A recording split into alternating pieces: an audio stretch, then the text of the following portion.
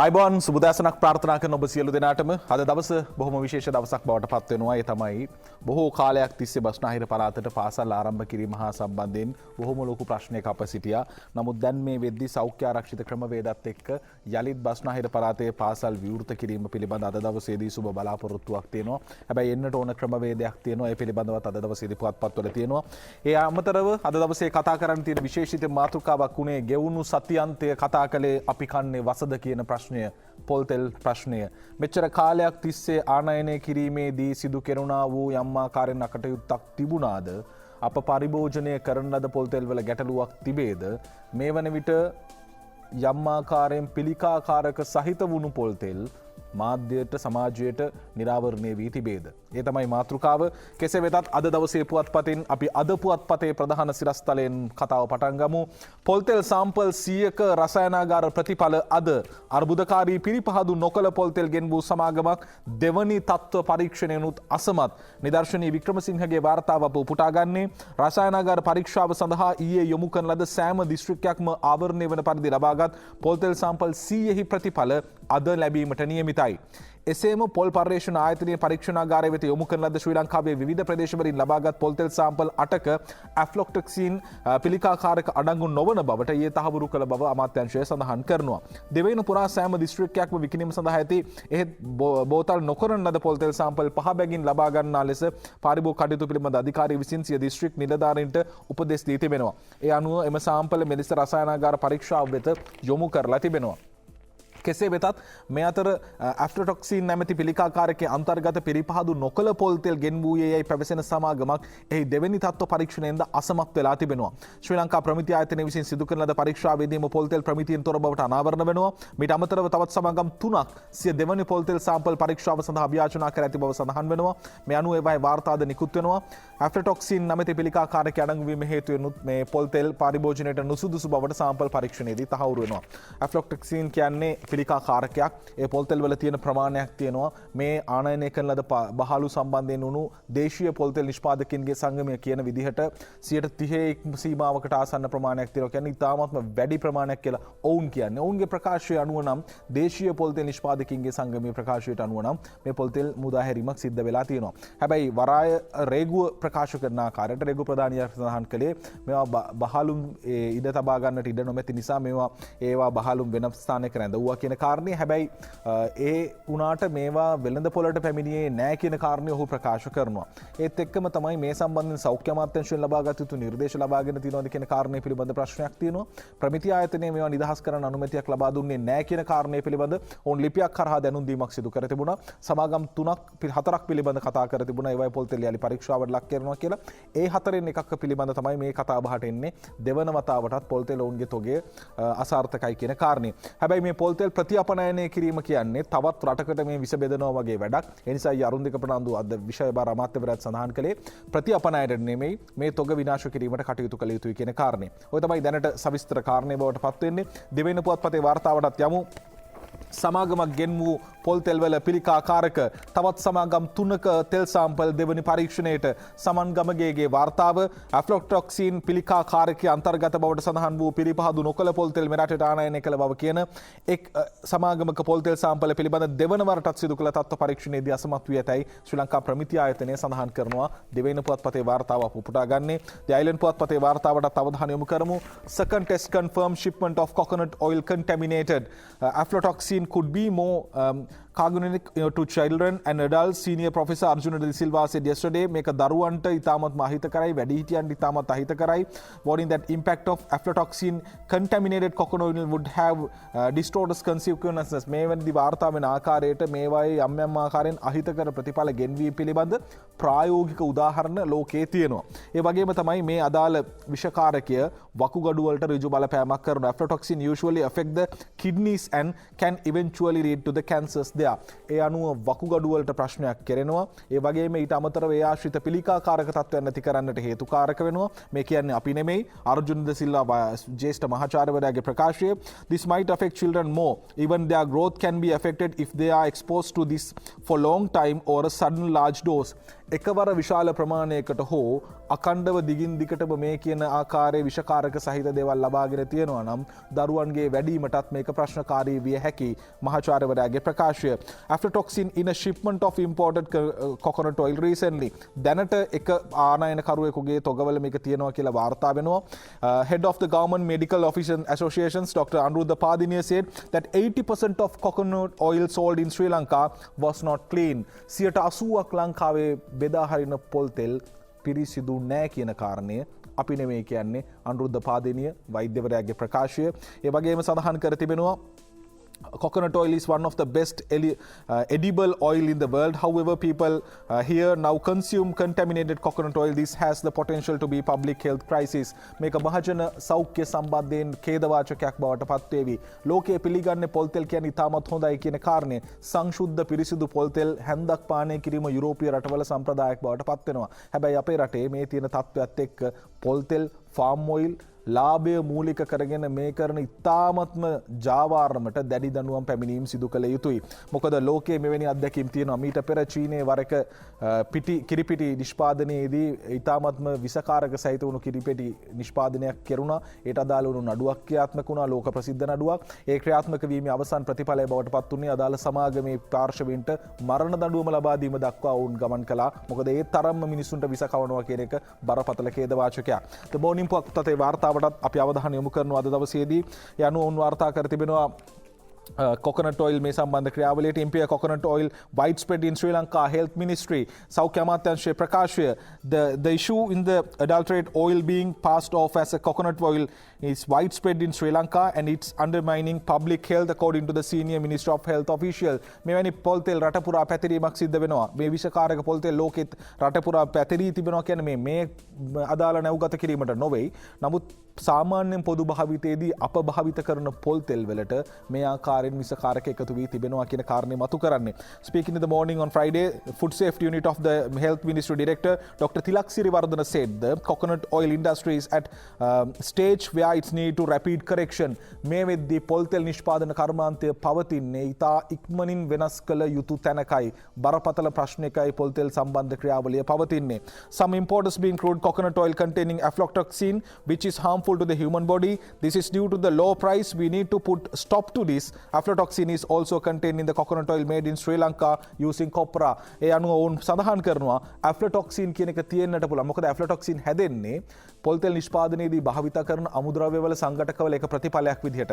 දැන් මේ aflatoxin තවදුරටත් තියෙන්නට පුළුවන් කොප්පර ආශ්‍රිතව නිෂ්පාදනය කරන පොල් තෙල් වලත් මේ ප්‍රශ්නේ තියෙන්නට පුළුවන්. මේ සියල්ලම ප්‍රකාශ කරන්නේ ආචාර්ය ඩොක්ටර් තිලක් සිරිවර්ධන සෞඛ්‍ය අමාත්‍යාංශයේ අධ්‍යක්ෂකවරයාගේ සඳහන් කළ කාරණය. According to the Dr. Siriwardana, to maintain certain levels of processing efficiency and quality of products in both copra and processing and oil milling, it is necessary that certain guidelines to good practice and followed a matter routine. මේ වෙද්දී දැන් ඉතින් කාලය ඉවරයි කොහොමත්.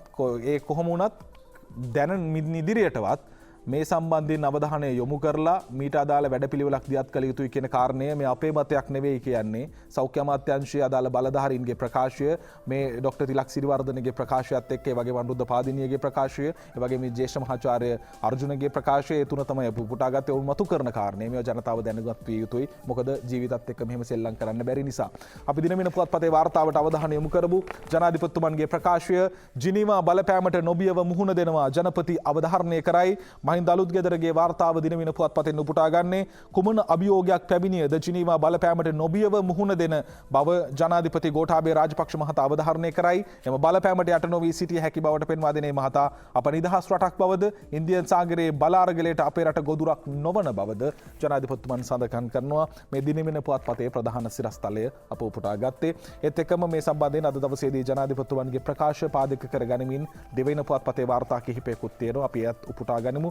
යනු දෙවෙනි පුවත්පතත් දවසේදී වාර්තා කර තිබෙන්නේ බලවත් රටවල දේශපාලන හා සම්බන්ධ ක්‍රියාවලියක තමයි ඔහු සඳහන් කර තිබෙන්නේ. බලවත් රටවල දේශපාලන උවමනාවන් ඉටු කරමින් රටේ ස්වෛරීත්වය පාවා දීමට කිසිසේත්ම සූදානමක් නැහැ කියන කාරණය ජනාධිපතිතුමන් ප්‍රකාශ කර තිබෙනවා. අද දවසේ දෙවෙනි පුවත්පත වාර්තා කරද්දී මේ සම්බන්ධයෙන් මව්බිම පුවත්පතේ වාර්තාවටත් අපි අවධානය යොමු කරනවා.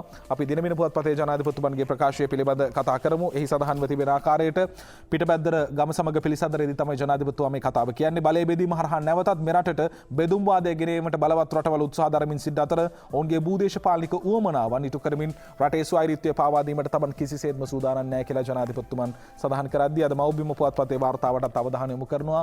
එදා මහින්ද පරද්දා කරගත් වැරද්ද යලි කරගන්නට එපා. ඇතැම් පාර්ශව යහපාල රජයේ වැරදි අපේ පිටට පටවනවා. පරිසර විනාශය ගැන හුවමාරු වෙන්නේ වැරදි තොරතුරු. ජනාධිපතිතුමන්ගේ ප්‍රකාශය අද දවසේදී මව්බිම පුවත්පත වාර්තා කර තිබෙනවා. ඒත් එක්කම අද දවස විශේෂයි අපි පටන් ගද්දිම කතා කරපු දේ තමයි අද පාසල් ආරම්භ කිරීම බස්නාහිර පළාතේ. ඉතින් දරුවෝ බොහොම ප්‍රවේශමට යා යුතුයි. ක්‍රමවේද කිහිපයක්ම තියෙනවා පාසල් ක්‍රියාත්මක විය යුතු ආකාරය. සෞඛ්‍ය ආරක්ෂිත ක්‍රමවේද වලින් අපි යම් තාක් දුරකට දැන් ඈත් වෙමින් ඉන්නවා කියලා අද දවසේදී වසංගත විද්‍යාඥයෙක්ගේ ප්‍රධානියා කරන ප්‍රකාශිකුත් තියෙනවා. අපි අවධානය යොමු කරමු මව්බිම් පුවත්පතේ වාර්තාව. ඒත් එක්කම අපි මේ කාරණයට යන්නට මත්තෙන් කෙටි විරාමයකට යමු. විරාමයෙන් පසු යලිත් කතා කරමු. යලිත් ජාතික පුවත්පත් තොරතුරුත් එක්ක ඔබ එකතු වෙන්නේ. අපි අවධානය යොමු කරමු මව්බිම් පුවත්පත් වාර්තාවට. රට පුරා පාසල්වල සියලුම ශ්‍රේණි අද ඇරේ. ඒ අනුව වාර්තා කරනවා ජේ.ටී. ද සිල්වාගේ වාර්තාව. දිවයිනේ පාසල්වල සියලුම ශ්‍රේණි අද සිට විවෘත කිරීමට කටයුතු යොදා ඇති බව අධ්‍යාපන අමාත්‍ය මහාචාර්ය ජී.එල්. පීරිස් මහතාගේ ප්‍රකාශය අද දවසේදී වාර්තා කරද්දී එක් පසකින් තවත් තියෙනවා යාපනයේ සියලුම පාසල් සතියකට වැසේ. අපි මේ පිළිබඳ කතා කරමු. පුවත්පත් වාර්තා තිබෙනවා. ඒත් එක්කම මේ පිළිබඳ වෘත්තීය සමිතිවල ප්‍රකාශය ගුරු සේවා සංගම්වල ප්‍රකාශය අවුරුදු කටේ පාසල් ඇරීම තේරුමක් නැති වැඩක්. ඔවුන්ගේ ප්‍රකාශයත් අද මව්බිම් පුවත්පතේ වාර්තා කරද්දී අපි අවධානය යොමු කරමු අද පුවත්පතේ වාර්තාවට. අද පුවත්පත වාර්තා කර තියෙනවා බස්නාහිර පාසල් අද සිට පාසල් ආරම්භ කිරීම පිළිබඳ නිකුත් කළ විශේෂ චක්‍රලේඛයට අනුව විදුහල්පතිවරුන් කටයුතු කරන්නට ඕනේ. ඔබේ පාසලේ පන්ති කාමරයක දරුවෝ 45 දෙනෙක් ඉන්නවා නම් 15 බෙදා වෙන් කරලා තමයි පාසලට ගෙන්වා ගැනීම සිදු කළ යුතුයි. සතියකට කාලයක් සමාන විදිහට බෙදාගෙන කටයුතු කළ යුතුයි. 30 දෙනෙක් දරුවෝ ඉන්නවා නම් 15 දෙනෙක් එක් සතියක් ඉතිරි 15 අනෙක් සතිය විදිහට තමයි ක්‍රියාත්මක වෙන්න ඕනේ. මුළු ධාරිතාවෙන් පන්ති කාමරවල පවත්වා ගැනීමට හැකියාවක් නැහැ. ඒ නිසා පාසල් විවෘත වුණත් මේ කියන ආරක්ෂිත ක්‍රමවේදවලට අනුකූලව ක්‍රියාත්මක වෙන්නට ඕනේ. අතහොදන එකේ ඉඳලා අනිකුත් විෂ බීජාණුහරණයේ ක්‍රියාවලිය මොකද මේ ගෙවුණු සතියේ ඉතිරි දින 3ම කැප කරා පාසල් සුදුසු තත්වයට පත් කිරීම සඳහා සුද්ධ පවිත්‍ර කරන්න. ඒ අනුව අද දවසේ පටන් ගන්න ඒ ආකාරයේ සියලු වැඩ කටයුතු සිද්ධ කළාගෙන් පස්සේ ඒ නිසා අදාළ චක්‍රලේඛයට අනුව කටයුතු කරන්න කියන කාරණේ දැනුම් දෙනවා. ඒත් එක්කම දිවයින පුවත්පතේ වාර්තාවටත් අපි අවධානය යොමු කරමු. දිවෙන පුවත්පත වාර්තාව බස්නාහිර පාසල්වල පන්තියක සිසුන් දෙකට බෙදා ගෙන්වීමට දන්වයි චමින්ද සිල්වාගේ වාර්තාව.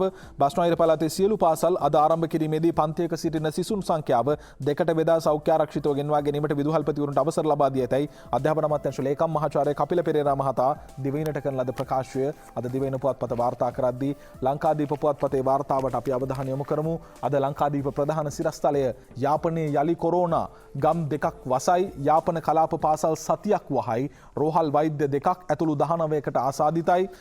මඩුකන්ද සිතුම් චතුරංග සහ වනි රොමේෂ් මදුසංකගේ වාර්තාව අපි උපුටා ගන්නේ. කොරෝනා වෛරසය ආසාදිනුවන් බහුල වශයෙන් වාර්තා වීමත් සමග යාපනයේ තිරුන්වේලි සහ පාටිපන්නේ ගම්මාන නැවත දැනුම් දෙනතුරු ඊයේ උදෑසන සිට හුදකලා කර ඇතැයි යාපනයේ ප්‍රාදේශීය සෞඛ්‍ය වෛද්‍ය නිලධාරී කාර්යාලය සඳහන් කර තිබෙනවා. අද ලංකාදීප පුවත්පතේ ප්‍රධාන සිරස්තලයේ බවට පත්වන්නේ එයමයි. ඒත් එක්කම ලංකාදීප පුවත්පතේම වාර්තා කරනවා මේ වෙන විට විශේෂයෙන්ම තිස්ස පොලිසිය සම්බන්ධයෙන් සඳහනක් තිබෙනවා. තිස්ස පොලිසිය වසයි 11කට කොරෝනා නිලධාරීන් 110කට PCR කියලා අද දවසේ ලංකාදීප පුවත්පත වාර්තා කරනවා. ඒත් එක්කම ඩේලි මිරර් පුවත්පතේ වාර්තාවට අපි අවධානය යොමු කරනවා. මේ වෙද්දී එන්නත් සම්බන්ධයෙන් ප්‍රශ්නය බවට පත්වන්නේ සේරම් ආයතනය ඉන්දියාවෙන් පිටට එන්නත් ලබා දීමේ කාරණේ తాවකාලිකවත් හිටවනවා. හැබැයි අපි ඉල්ලුම් කර ලක්ෂ 5ක එන්නත් ප්‍රමාණය අපිට ලැබෙනු ඇති බව චන්න ජයසුමන අමාත්‍යවරයා ප්‍රකාශ කළා. ඊට අමතරව අපේ සාකච්ඡාවක් තියෙනවා මේක යුරෝපයේ පැත්තෙන් AstraZeneca නිෂ්පාදනය කරනවා නම් ඒක ගෙන්නා ගැනීම මොකද පළවෙනි ඩෝස් එක දීපු පිරිසක් ඉන්නවා. ඔවුන්ට දෙවෙනි ඩෝස් එක ලබා දීම දැන් සිදු කළ යුතු කාලවකවානුවක් පිළිබඳ කතා කරනවා. මේ අතරතුරේ චයිනීස් වැක්සින් එක චීනයේ නිෂ්පාදනය කරන එන්නත පිළිබඳ කතාව ඩේලි මිරර් වාර්තාව. Chinese vaccine will be flown in by Sri Lanka Airlines on Wednesday. බදාදවේදී ශ්‍රී ලංකාවට එයි කියලා විශ්වාසයක් තියෙනවා. There are plan to use a part of consignment to vaccine Chinese nationals in living in Sri Lanka. A consignment of 600,000 Chinese vaccine has been delivered to the Beijing International Airport to be airlifted to Sri Lanka on Wednesday. යන Beijing ගුවන් තොටුපළෙන් පැමිණෙනවා ලක්ෂ 6ක එන්නත් ඒ පැමිණෙනවා බදාදා වෙද්දී ලැබෙනු ඇති බවට අනුමාන කරනවා. අද ඩේලි මිරර් පුවත්පතේ වාර්තාව අපි උපුටා ගන්නේ. ඒත් එක්කම COVID-19 cases in Jaffna spike. මේ යාපනයේ එන්නත් මේ වෙද්දි වෛරසයේ පැතිරීම වැඩි වෙලා තියෙනවා. මේ සම්බන්ධයෙන් හමුදාපතිතුමන්ගේ ප්‍රකාශය Army chief says situation will soon be under control. ඉක්මනින්ම මේක යථා තත්ත්වයට පත් කරගන්නට පුළුවන් වේවි. මාර්තු 26 වෙනිදා රෝගීන් 33ක් හිටියා. මාර්තු 27 වෙනිදා එක 78 දක්වා ඉහළ ගොස් තිබෙනවා. ඒ අනුව වාර්තා කරනවා a new COVID-19 cluster has emerged from the market in Jaffna with nearly 300 new patients identified within the last few days. ගෙවුණු දින කිහිපය ඇතුළත මේ ආසාදිත වීම වාර්තා වෙලා තියෙන නිසා ඊට අදාළ වුණු වැඩ කටයුතු සිදු කරමින් පවතිනවා කියන ප්‍රවෘත්තිය තමයි වාර්තා කරන්නේ. ඒත් එක්කම අද පුවත්පතේ වාර්තාවකටත් අපි අවධානය යොමු කරනවා දිනක් තුල සිදු කෙරෙන PCR පරීක්ෂණ දසදහසකට අඩු අගයකට. එච්.අයි. තුෂාරගේ වාර්තාව පසුගිය දින 7ක කාලයේ සැලකිල්ලට ගැනීමේදී දිනක් තුල සිදු කළ PCR ප්‍රමාණය දසදහසකට අඩු අගයක් ගෙන තිබේ. මෙරටන් තුලින් COVID-19 රෝගීන් වාර්තා වීමත් සමග ඊයේ දිනේ දක්වා කාලය තුල COVID-19 රෝගීන් හඳුනා ගැනීම සඳහා PCR පරීක්ෂණ 23,50,000ක් සිදු කර ඇත. අපි මේ පිළිබඳ වසංගත රෝග විද්‍යාඥයෙකුට විමසා සිටියා. විශේෂයෙන්ම සමිත ගිනිගේ වෛද්‍යතුමන් එතුමන් සඳහන් කළේ එහෙම අනවශ්‍ය විදිහට PCR පරීක්ෂණ සිදු කළ යුතු නැහැ. කරන්නට ඕන ක්‍රමවේදයක් තියෙනවා. ඒ ක්‍රමවේදයට අනුකූලව සිදු කරනවා කියන කාරණය තමයි ඔවුන්ගේ මතය බවට පත් වෙලා තිබුණේ. ඒත් එක්කම තමයි දිවයින පුවත්පතේ වාර්තාව ජනතාවගේ පැත්තෙනුත් ලායකත්වයක් ලැබෙන්නට ඕනේ. ජනතාව සෞඛ්‍ය පිළිවෙත් අනුගමනය නොකිරීමෙන් අනාරක්ෂිත තත්ත්වයක්. වසංගත රෝග විද්‍යාංශයේ අධ්‍යක්ෂතුමන්ගේ ප්‍රකාශය එමන්ති මාරඹගේ වාර්තාව අපි උපුටා ගන්නේ. කොරෝනා අවදානමක් තිබියදීත් මහජනතාව සෞඛ්‍ය පිළිවෙත් අනුගමනය නොකර ආගමික සිද්ධාස්ථාන සාප්පු වෙළඳ මධ්‍යස්ථාන ඇතුළු පොදු ස්ථානවලට සීමාවකින් තොරව ඒකරාශී වීමට පටන් ගෙන තිබීම හේතුවෙන් රට පුරා දැඩි අනාරක්ෂිත තත්ත්වයක් ඇති වෙමින් පවතිනවා කියලා සුදත් සමරවීර වෛද්‍යතුමන්ගේ ප්‍රකාශයත් අප මේ අතර උපුටා ගන්නවා දිවයින පුවත්පත් වාර්තාව. ඒත් එක්කම පාස්කු ඉරුදින ප්‍රහාරය හා සම්බන්ධයෙන් යලිත් කතිකාවක් ඇති වෙමින් පවතිනවා. ජනාධිපති කොමිෂන් වාර්තාවේ සාධාරණ ඉෂ්ට වීම පිළිබඳ විවිධ පැතිවලින් කතා කෙරුණා. අද දවසේදී අයිලන්ඩ් පුවත්පත, මව්බිම, එවැගේම දිනමින පුවත්පත්වල මේ සම්බන්ධයෙන් වාර්තා වන කාරණාවලට අපි අවධානය යොමු කරමු. 2 years after Easter Sunday carnage, country on powder keg යනුවෙන් වාර්තා කරනවා මේ දේවස්ථානයෙන් ඇහෙන හඬ. Some of those suicide bombers are still at large. සමහර මරාගෙන මැරෙන ප්‍රහාරකීන් පිළිබඳ තවමත් ප්‍රශ්නාර්ථයක් තියෙනවා රට පුරා විසිරලාද කියලා. මේ පල්ලියේදී තමයි කරන කතාව. ශමින්ද්‍ර ෆර්නැන්ඩෝගේ වාර්තාව අප උපුටා ගන්නේදී island පුවත්පතෙන්. The Catholic Church yesterday warned the government of dire to consequences unless tangible measures were taken to neutralize the continuing threat posted by 2019 Easter Sunday mastermind Sahran Hashim's followers. Sahran Hashimගේ අනුගාමිකයින් තවත් රට පුරා ඉන්නට පුළුවන්. ඒ අවධානය මේ ආකාරයෙන්ම පවතිනවා. පාස්කු ප්‍රහාරයෙන් පසු ගෙවුණු වර්ෂ දෙකක් ඇතුළතදී මේවා සම්බන්ධයෙන් ගත් ක්‍රියාමාර්ග ප්‍රශංසනීයද. Serious threats remain even 2 years after the 2019 Easter Sunday carnage. Father Cyril Gamini Fernando, parish priest of the St. Church Kurana සෙනෑන්ච් පල්ලියේදී තිබුච්චු දේවස්ථානයේ තිබුණු දේවමිහේදී තමයි සිරිල් ගාමිණී පියතුමන් මේ කාරණය මතු කරන්නේ. අවුරුදු දෙකකට පස්සේ තාමත් ඒ අවධානම අපට තියෙනවා කියන කාරණය. ඒ නිසා කටුවපිටිය දේවස්ථානයේ බොහොම ආසන්නයේ මේ දේවස්ථානයේ තිබුණේ. ඒ නිසා මෙවර විශේෂ ආරක්ෂිත ක්‍රියාවලීන් රැසක් දියත් කර තිබෙනවා කියලත් වාර්තා කරනවා. කෙසේ වෙතත් කතෝලික දේවස්ථානයේ පැත්තෙන් මේ සම්බන්ධයෙන් වුණු සුබවාදී පිළිතුරක නෙවෙයි ඉන්නේ. මේට සාධාරණ ඉෂ්ට කිරීම ජාතික ජනතාවගේ පැත්තේ වුණත් පාස්කු ඉරිදින ප්‍රහාරයට අදාළ වුණු පාර්ශවීන්ට නිසි දඬුවම් දීම හෝ හඳුනා ගැනීම සිදු කළාද කියන කාරණේ පිළිබඳ ප්‍රශ්න සහගතයි. ඒත් එක්කම අද දවසේදී මව්බිම පුවත්පතේ වාර්තාවටත් අපි අවධානය යොමු කරනවා. ඒ සඳහන් වුණු කාරණය පාස්කු වාර්තාව ගැන කැබිනට් අනුකමිටු වාර්තාව 31 වනදා ජනපතිට කියලායි වාර්තා කර තිබෙන්නේ අද දවසේ මව්බිම පුවත්පතෙන්. ඒත් එක්කම දිනමින පුවත්පතේ වාර්තාව මේක මේ අලුත් කතාවක්. මොකද සරත් වීරසේකර අමාත්‍යතුමන් සමාජ මාධ්‍ය වැඩසටහනකදී ප්‍රකාශයක් සිදු කළා මේ පුලස්තිනී එහෙමත් නැතිනම් සාරා පැන ගියා අය ඉන්දියාවට සැක කරන කාන්තාව පිළිබඳ නැවතත් විමර්ශන ආරම්භ කරනවා. පුලස්තිනී මැරුණාද ප්‍රශ්නාර්ථයක් මතුවෙනවා. සුභාෂිනී සේනානායකගේ වාර්තාව පාස්කු ඉරුදින ත්‍රස්ස ප්‍රහාරයක් එල්ල කරමින් ඉකුත් 2019 වසරේ සියොන් දේවස්ථානයේ බෝම්බ ප්‍රහාරයක් එල්ල කරමින් මියගිය මොහමඩ් හස්තුන්ගේ බිරිය පුලස්තිනී මහේන්ද්‍ර නෝත් සාරා සයින්ද මරුදු පිපිරීමෙන් මියගියාද යන්න සොයා බැලීමට අපරාධ පරීක්ෂණ දෙපාර්තමේන්තුව නැවත විමර්ශන ආරම්භ කර තිබෙනවා. මේ සඳහා නැවතත් DNA පරීක්ෂාවක් සිදු කිරීමට නියමිත බවත් මේ වෙනුවට මිහිදන් කර ඇති අයගේ ශරීර කොටස් නැවත ගොඩ ගැනීමට නියමිත බවත් මිහිදන් කර ඇති අයගේ කියන කාරණේ මේක මිහිදන් කර ඇති අයගේ ශරීර කොටස් කියන කාරණේ සඳහන් වෙලා තියෙනවා. නමුත් මේගේ අයගේ වෙන්න ඕනේ. මොකද අයගේ සිරුර පිළිබඳ තහවුරුවක් නැහැ තාවම. කෙසේ වෙතත් මේ ප්‍රකාශකයන් සඳහන් කර තිබෙන කාරණේ තමයි දිනමින පුවත්පත වාර්තා කර තිබෙන්නේ. ඒත් එක්කම දි අයිලන්ඩ් පුවත්පතේ වාර්තාව අද දවසේදී තවදුරටත් වාර්තා කරනවා. ඒ තමයි මේ සිදුවීම් වලට අදාළව ඉදිරියේදී ගන්නා ක්‍රියාමාර්ග පිළිබඳවත් අපි අවධානය යොමු කරන්නට ඕනේ. ඒ වගේම තමයි මුස්ලිම් අන්තවාදය කියන දේ ලෝකයේ පුරා ප්‍රචලිතයි. ඒ එක ප්‍රතිඵලයක් විදිහට තමයි ඉන්දුනීසියාවේ තවත් ඊයේ දවසේදී මරාගෙන මැන ප්‍රහාරයක් එල්ල වෙනවා.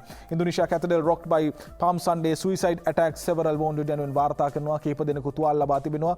වාසනාවකට වගේ ආරක්ෂකයින් මේ ප්‍රහාරයකට පැමිණෙන පිරිස හඳුනාගත්තා. ඒත් එක්කම වුන් පැමිණීම වළක්වනවා. ඒ වළක්වන මොහොතේ දේවස්ථානයේ දොරටුව අසලදී බෝම්බය පුපුරා ගන්නවා. දේවස්ථානයේ දේවමිහ අවසන් වෙලා එළියට එනකොට තමයි බෝම්බය පුපුරගත්තේ. හැබැයි ඒ අවස්ථාවේදී ජීවිත බේරගෙන 20කට පමණ තුවාල සිදු වෙලා කියන කාරණේ වාර්තා කරනවා. මේ ඉන්දුනීසියාව කියන්නේ බොහෝම බරපතල ලෙස මුස්ලිම් අන්තවාදය නිසා බරපතල පීඩාවට ලක් වුණා. 2018 මීට පෙර ප්‍රහාරයක් සිදු වුණා. ඒ වගේම තමයි බාලි දූපත ආශ්‍රිතව සිදු වුණු සංචාරකයන් ඝාතනය කෙරුණා 202ක්. එවැනි ඛේදවාචකයන් තියෙනවා. කොහොම වුණත් මේ මුස්ලිම් අන්තවාදය කියන කාරණය තාමත්ම බරපතල ඛේදනීය තැනකට ගමන් කරනවා. ඊට එරෙහිව ක්‍රියාත්මක යුතුයි. මේ සමස්ත මුස්ලිම් ප්‍රජාව ගැන නෙමෙයි, අන්තවාදී වැරදි ආගමික මත දරන පිරිසට එරෙහිවයි ක්‍රියාත්මක විය යුත්තේ. ඒත් එක්කම අද දවසේදී අපි අවධානය යොමු කරනවා මේ වෙද්දී සුවස් ඇලේ පවතින තත්ත්වයක් එක්ක ඒක ශ්‍රී ලංකාවටත් බලපෑමක් වේවිද කියන කාරණය පිළිබඳ විවිධ පැතිවලින් කතා කරනවා. මේක අපනයන වෙළඳපොළට කොයි විදිහට බලපාවිද, ලංකාවේ දේශීය නිෂ්පාදනවල ජාත්‍යන්තරයට රැගෙන යාමේදී මේකෙන් ප්‍රශ්නයක් වෙයිද කියන කාරණය පිළිබඳ කතාවක් තිබෙනවා. Daily Mirror වාර්තාව SL braces for major impact from Suez Canal blockage. The effect on export will be huge because 50 to 60% of our high value exports are going into the Western Europe use this canal. ඒ අනුව මේ කියන මාර්ගය ඔස්සේ තමයි 50-60 අතර ප්‍රමාණයක් අප විසින් නිෂ්පාදනය කරන අපනයන යුරෝපියන් මාකට් එකට යන්නේ. Export to West Europe to suffer a massive blow. මේ වෙද්දී මේ සමස්ත රට ලෝකයේම යම් ආකාරයෙන් ප්‍රශ්නයක සිටින්නේ. Authorities to have urgent meeting this week to assess the damage. මේ වෙද්දී පවතිනා වූ හානිය අවම කර ගැනීම සඳහා කුමක්ද කරන්න ඕන කියන කාරණය පිළිබඳ සාකච්ඡා ක්‍රියාත්මක වෙනවා. Delivery schedule of vessels at Colombo port to be disrupted යනුවෙන් වාර්තා කරනවා. කොළඹ වරායට පැමිණෙන නෞකා සම්බන්ධෙනුත් යම් ආකාරයකින් ගැටලු සහගත තත්ත්වයක් ඇතිවිය හැකි කියන කාරණයත් අද වාර්තා කරනවා Daily Mirror පුවත්පත. ඒත් එක්කම Daily News පුවත්පතෙත් මේ පිළිබඳ තොරතුරක් වාර්තා කර තිබුණා.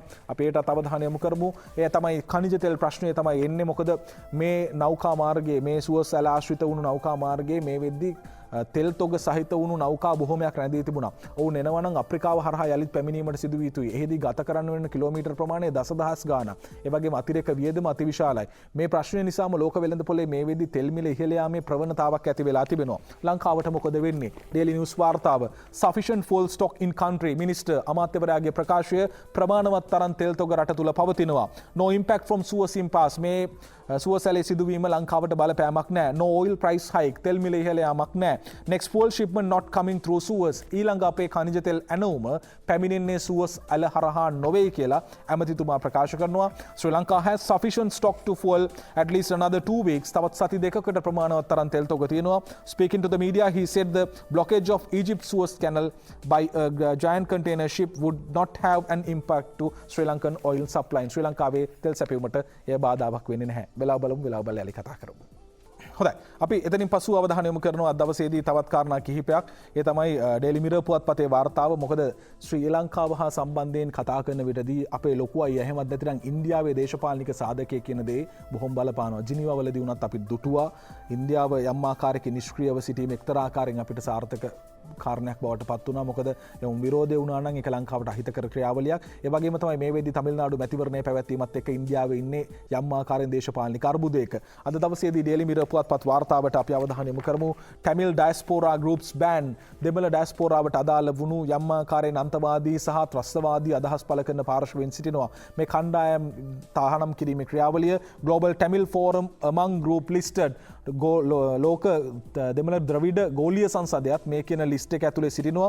several individuals also listed. අන්තවාදයේ ත්‍රස්තවාදයේ වපුරන්නා වූ පාර්ශවයන් මේ කියන තහනම් කිරීමේ ලේඛනයට ඇතුළත්. updated gazette notice issued. මේ වෙද්දී යාවත්කාලීන කරන ලද ගැසට් පත්‍රය නිකුත් වී තිබෙනවා. Most groups were delisted in 2015 යනුවෙන් වාර්තා කර තිබෙනවා. Daily Mirror පුවත්පතේ වාර්තාව අප උපුටා ගත්තේ. ඒ වගේම Island පුවත්පතේ වාර්තාවටත් අවධානය යොමු කරනවා. ඒ තමයි මේක තමිල්නාඩු මැතිවරණයට අදාළව ක්‍රියාවලියක්. Photographs of LTT's Prabhakaran being used in Tamil Nadu election. ප්‍රභාකරන්ගේ ඡායාරූපයක් Tamil Nadu මැතිවරණයේදී භාවිත කර තිබෙනවා කියන ප්‍රවෘත්තිය තමයි අද දවසේදී වාර්තා කරන්නේ. New Delhi, March 28, more than a decade after his demise, LTT Supremo Velupille Prabhakaran remains an icon of Tamil pride in Tamil Nadu. A number of political parties are using his image and cutouts to enthuse the young voters. Election to the state legislative assembly are due on April 6. Result will be declared on May 2. මේ මැතිවරණයේදී ප්‍රේලුපිල්ලේ ප්‍රභාකරන්ගේ ඡායාරූප භාවිත කරමින් තමිල්නාඩු මැතිවරණය තුළ තරුණ ප්‍රජාව සම්මාකාරකී උත්ප්‍රේරණය කර ගැනීමකට භාවිත කිරීමක් සිදු කරනවා. ඉතින් කවුරුත් දැනගන්න ඕන දේ තමයි ම්ලේච්ඡත්වයේ වැපරු දමිළ ජනතාවගේ තරුණ කොටස් දරුවන්ට සයිනයිඩ් කරලා දබා දුන්නු පාර්ශවයන් මේ ආකාරයෙන් ප්‍රදර්ශනය කිරීමේ අරමුණ කුමක්ද කියන දේ පැහැදිලි ප්‍රශ්නාර්ථයක් බවට පත් වෙනවා. ඒත් එක්කම අපි අවධානය යොමු කරනවා දිවයින පුවත්පතේ වාර්තාවට අද දවසේදී අඩුපාඩු සහිතව කියන කාරණය පිළිබඳ විශේෂ සටහනක් තිබෙනවා. දිවයින පුවත්පතේ වාර්තාවටයි අපි අවධානය යොමු කරන්නේ. අඩුපාඩු සහිතව මගීන් ගෙන ගිය බස් නවයක් ඉවතට සමන් ගමගේගේ වාර්තාව. අඩුපාඩු සහිතව මගී ප්‍රවාහනයේ යෙදුණු ලංගම් බස් රථ 6කට සහ පෞද්ගලික බස් රථ 3කට ධාවන තහනමක් පැනවීමට බදුල්ල මෝටර රථ පරීක්ෂක කණ්ඩායමක් සහ පොලිසියෙක් සිදු කළ පරීක්ෂණයකින් පසු පියවර ගෙන තිබෙනවා. ඉතින් මේ සියල්ලම පටන් ගන්නේ අර ඔබට මතක ඇති ඛේදවාචකය ලුණුගල බස් එකේ සිද්ධ වෙච්ච ඛේදවාචකයේ 15 දෙනෙක් මරණයට පත් වුණා. මේ සතියන්තයේදී ඒ බස් එක ප්‍රපාතයේ සිට ගොඩට ගැනීම සිද්ධ කෙරුණා. එකම යකඩ ගොඩක් විතරයි. ටිපර් රථ රියදුරා 1 මිනිත්තුවක් ඉවසුවා නම් බස් රථ රියදුරා 1 මිනිත්තුවක් ඉවසුවා නම් මාර්ග සංවර්ධන ක්‍රියාවලියේදී පාරට වැටලා තියෙන ගල ඉවත් කිරීමේ ක්‍රියාවලිය ඉක්මන් වුණා නම් ඒ වගේම පැත්තකින් පාර කඩාගෙන ගිහින් තියෙනවා මේ කියන පැත්ත පිළිබඳ අවධානය යොමු වුණා නම් ඉතින් මේ සියලුම දේවල් මත ජීවිත 15ක් බේර ගන්න තිබුණා. ඒකත් අපි කිව යුතුයි. කොහොම හරි මාර්ගයේ බස් රථ රියදුරන් හෝ වේවා අනෙකුත් රියදුරන් හෝ වේවා අවධානය යොමු කළ යුතු දේ තමයි ත්‍රස්තවාදයෙන් මිය ගියාට වැඩිය මිනිස්සු මහපාරේ මිය යනවා මේ රියානතුරු නිසාවෙන්. ඒත් එක්කම අද දවසේදී සුවිශේෂී කාරණා කිහිපයක් තියෙනවා උපුටා ගන්නට. ජාතික නාමල් වෙන 30 වෙනි සංවත්සරයට සමගාමීව නාපැල රෝපණය කිරීමේ උත්සවයක් පැවැත්වුණා. ජාතික නාමල් වෙන ස්ථාපිත කර වසර 30ක් සපිරීම නිමිත්තෙන් නාමල් වෙන නිර්මාතෘ වනවාසී රාහුල හිමියන්ගේ ප්‍රධානත්වයෙන් සහ මධ්‍යම සංස්කෘතික අරමුදලේ සහභාගීත්වයෙන් ඒ ස්ථාන කිහිපයක නාපැල රෝපණය කිරීමේ සැවරුම් උත්සව සංවිධානය කෙරුණා. ඇත්තටම නාමල් වෙන අපේ හාමුදුරුවෝ බොහොම ජීවිතය දෙවනි කරමින් නාමල් වෙන රැක්කා. අතිශය වටිනාකමක් ඇති තැනක්, වටිනා ගස් වර්ග, ඒ වගේම රෝස තිරුවානා මේ සියලු දේත් එක්ක එතුමන්ගේ උන්වහන්සේගේ ජීවිතය දෙවනි කොට මේ නාමල් වෙන ජාතික නාමල් වෙන 30 වෙනි සංවත්සරයේ සමරන මොහොතේදී ඒ කළ උදාර කර්තව්‍ය පිළිබඳව අපි සිහිපත් කළ යුතුයි. ඒත් එක්කම අද පුවත්පතේ වාර්තාවටත් අපි අවධානය යොමු කරනවා. කුරගල පුදබිම සදහැවතුන්ගෙන් පිරියයි අසදිස ශාක්‍ය සුගත මහා සෑරජුන්ගේ මංගල ශිලා ප්‍රතිෂ්ඨාපන පුණ්‍ය මහෝත්සවයේ උත්සවාකාරයෙන් කියලායි වාර්තා කරන්නේ. සිල් ඇත්තන් ඉන්නවා. ඒ වගේම කුරගල පුදබිම සම්බන්ධයෙන් ලොකු කතිකාවක් ඇති වෙලා තිබුණා. කෙසේ හෝ මෙය යලිත් වතාවක් සදහැවතුන්ගෙන් පිරියයි කියන ප්‍රවෘත්තිය අද පුවත්පතේ වාර්තා කරද්දී අරුණ පුවත්පතේ වාර්තාවකටත් අපි යනවා. ඒ තමයි සඳහිරු සෑය පිළිබඳ සටහන. සඳහිරු සෑයේ නිදහන් තැන්පත් කිරීම ඡායාරූප සහිත වාර්තාව සදාකාලිකවම චිරස්ථීනව රැඳී පවතින්නට අපේ රටේ රණවිරුවන් කළ උදාාරතර කර්තව්‍යයන් එක්ක තමයි මේ සදාකාලිකවම ජීවමාන වෙන්නට සඳහිරු සෑයේ බිහිවන්නේ. සඳහිරු සෑය කොත පැලැන්වීමත් සහිතව ඡායාරූප සහිත පුවත්පත අද දවසේදී අරුණ පුවත්පතේ මේක වාර්තා කර තියෙනවා. අපි අවසාන වශයෙන් අද දවසේදී උපුටා ගන්නවා මේ පොල්තෙල් ප්‍රශ්නය පිළිබඳවම තැබූ සටහනක් තියෙනවා. ඒ තමයි වැදගත් වෙන්නේ ජීවිතේ ලාභය නෙමෙයි, මිනිසුන්ට විස කවල හම්බ කරන සල්ලි 7-5ක්වත් වැඩක් නැහැ. පිළිකාකාරක පොල්තෙල් ගෙන්වීමට ඉඩ දුන්නේ ඇයි? ලංකාදීප කතුවැකිය අවසාන වශයෙන් උපුටා ගන්නේ. පිළිකාකාරක පොල්තෙල් රටට ඇතුළු වී තිබෙන බවට පැතිර යන කතාව පහුගිය දිනවල දැඩිව සමාජගත වුණා. අහිතකර රසායන විෂද්‍රව්‍ය මිශ්‍ර වූ පොල්තෙල් රටට ගෙන්වා ඇති බව හෙළි කර තිබුණේ සමස්ත ලංකා පාරම්පරික පොල්තෙල් නිෂ්පාදකින්ගේ සංගමේ නිලධාරීන්. මේ පොල්තෙල් රටේ වෙළඳපොළට ඇතුළු වී ඇති බවට තොරතුරු ඇතැයි පසුව ප්‍රචාර වීමෙන් ඒ ජනතාවට ගැටලුවක් ඇති කර තිබේ. පිටරටින් ගෙන්වා ගබඩා කර තිබූ පොල්තෙල් සහ පාම් තෙල් තොග දඹුල්ලේ වෙළඳසැල් දෙකකට සීල් තැබුණේද මේ ආරංචිය සමගින්. මාතලේ පාරිභෝගික අධිකාරිය මගින් සිදු කර තිබුණු මේ වැටලීමේදී දැනගන්නට ඇත්තේ එම ස්ථානවල ගබඩා කර තිබූ පොල් තෙල් සහ පාම් තෙල් තොග ගෙන්වූ ආයතනයක නමක් හෝ ලියවිල්ලක් හෝ නොතිබුණු බවයි. පාරිභෝගිකයේ පැත්තෙන් සලකා බලන විට මෙය දැඩි අනාරක්ෂිත තත්ත්වයක්. ඒ නිසා බලධාරීන් මේවා ගෙන්වීමට අනුමැතිය ලබා දීමේදී මීට වඩා දහස් වතාවක් සිතා බැලිය යුතුයි. මොකද මේවා දේශපාලනික කාරණා නෙමෙයි, පක්ෂපාත විදිහට නෙමෙයි, ජීවිතත් එක්ක කරන සෙල්ලම්. මේ තමයි අද දවසේදී ජාතික පුවත්පත් තොරතුරු වාර්තා. අපි අවධානය යොමු කරනවා අද උදෑසන 7ට කතා බහ ඇතුළතදී කිලෝමීටර් ලක්ෂයක් ඉදිකිරීමේ ක්‍රියාවලිය ඒ වගේම අධිවේගී මාර්ග සංවර්ධන ක්‍රියාවලිය පිළිබඳ කතා කරන්නට අපි සූදානම්.